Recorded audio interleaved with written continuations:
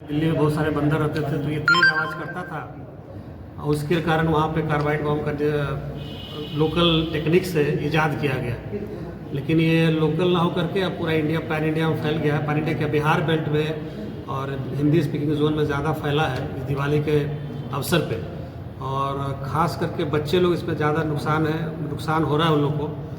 होता यूँ है कि चूँकि पाइप पे उसमें पानी डाल दिया जाता है, वो पाइप पे पानी डाल के कार्बाइड डालते हैं, उससे एसिटिलीन गैस बनता है और साथ में चूना भी बनता है। तो जैसे ही उसको फायर करते हैं वो क्या कहते हैं, वो जो इग्नाइटर होती है स्टोव को जलाने के लिए लाइटर, तो जैसे स्पार्क होता है तो वो एसिटिलीन गैस में आग लगता है और उससे काफ़ी ज़ोर का आवाज़ धमाका होता है। तो बच्चे लोग को बहुत अच्छा लग रहा था, और लेकिन उसमें क्या होता है कभी कभी मिसफायर हो जाता है।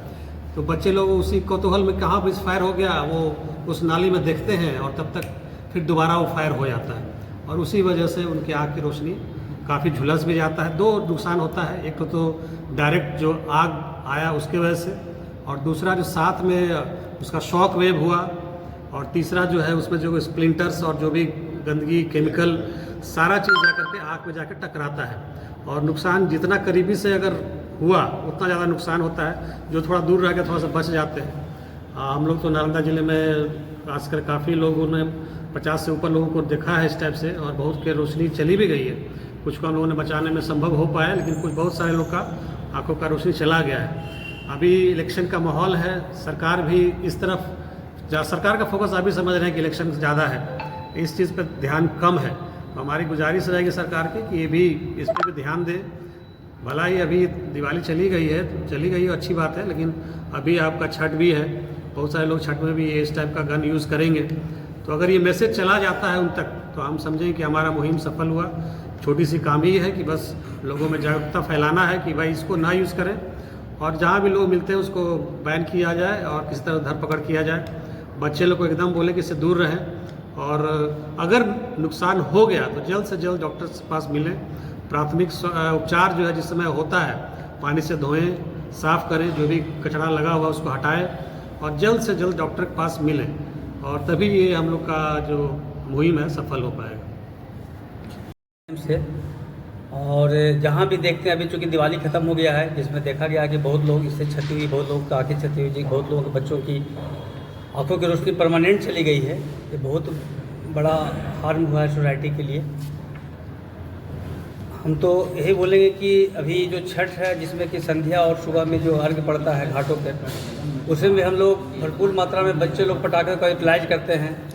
तो जहाँ भी इस तरह का चीज़ें देखिए, लोग को अवेयर करें। जहाँ भी इस तरह की घटना देखते हैं कि बच्चे पटाखे लगा रहे हैं, इस तरह का है, तो तुरंत उनको अवेयर करें, रोकें उनको। और जहाँ भी इस तरह का कहीं भी बनाया जा रहा है, इस तरह के पटाखे या बम या इस तरह का कहीं भी भंडारण है, तो लोग प्रशासन को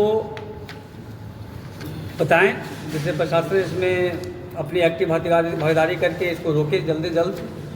और आप लोग का इसमें बहुत बड़ा सहयोग होना है, आप लोग का बहुत प्रयास जो है बहुत मायने रखता है सोसाइटी के लिए।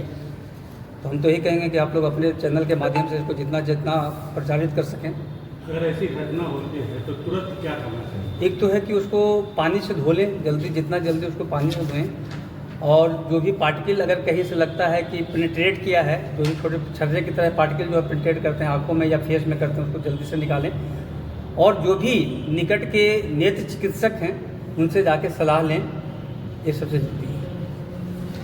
प्रेस कॉन्फ्रेंस के माध्यम से नालंदा ऑप्थेल्मोलॉजिकल सोसाइटी और बिहार शरीफ IMA की ये मांग है, दो रूप से ये मांग है। पहली सरकार से और दूसरी जनमानस जो जनरल लोग हैं उनसे। सरकार से ये मांग है कि इस कार्बाइड गन पे बिल्कुल ही बैन लगना चाहिए।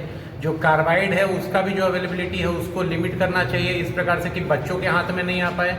क्योंकि हम लोगों ने ये भी देखा है कि ये कार्बाइड गन सिर्फ लोग खरीद के नहीं लेके आ रहे हैं, लोग घर में कोल्ड ड्रिंक के बॉटल से बना ले रहे हैं। दूसरा चीज़, सरकार इस चीज़ को भी बाकी आपके मीडिया के माध्यम से लोगों तक पहुंचाए कि ये कार्बाइड गन बच्चों की आंखों को, बड़ों की आंखों को, सबको नुकसान पहुंचा रहा है। लोगों से, जनरल लोगों से हम लोग का ये रिक्वेस्ट है कि इस कार्बाइड गन को बहुत ज़्यादा सोशल मीडिया पे प्रसारित ना करें, कि ये बहुत ही कूल चीज़ है, ये बहुत ही लोगों को अंधा कर चुका है और इसके कारण बहुत ही डैमेज हो रहा है लोगों की आंखों को। और कम से कम अगर किसी भी इंसान के आँख में इस चीज़ से डैमेज हो रहा है तो तुरंत से तुरंत नज़दीकी आँख के अस्पताल में और आँख चिकित्सक के पास संपर्क करें। धन्यवाद। अब तक तो 50 से 60 लोग की आंखें जो हैं इसके कारण परमानेंटली डैमेज हो चुकी हैं। इसमें हम लोग उन लोगों को नहीं गिन रहे हैं जिनकी आंखों में थोड़ा डैमेज हुआ है।